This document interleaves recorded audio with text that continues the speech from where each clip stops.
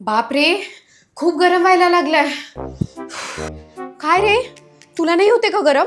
तुला गरमा झालेला बघून मला पण घाम फुटला अगं. मी काय म्हणते, आपण एसी घेऊया.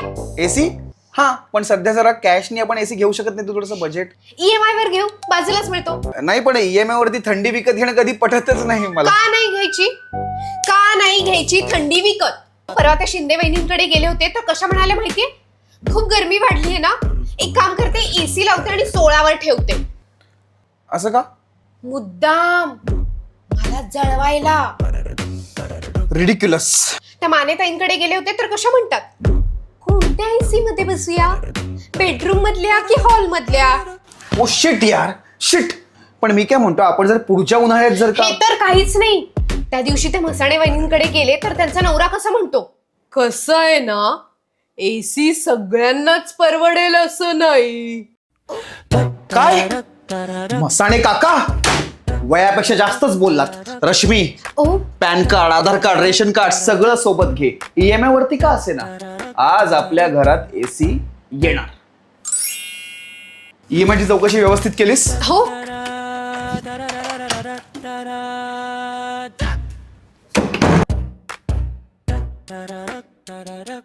हा, झालं माझं काम, मी निघतो. थँक्यू. तुझं काम आपलं समाधान झालं का? ऐक ना, एक सांगू, काय? मला आपले शेजारी एसी वरून काहीच बोलले नव्हते. मी खोटं बोलले. काय झालं, सॉरी ना. तू खोटं बोलतेस हे मला कळणार नाही इतकं कमकुवत आहे का माझं प्रेम? म्हणजे तुला माहित होतं? ऑफकोर्स.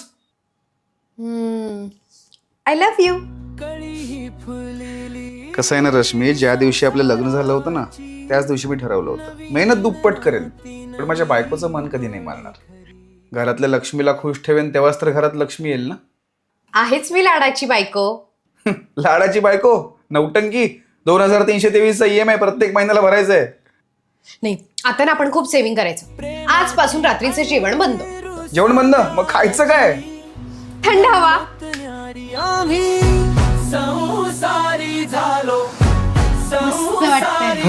मला तुला मिठीत घेऊन मस्त वाटतंय.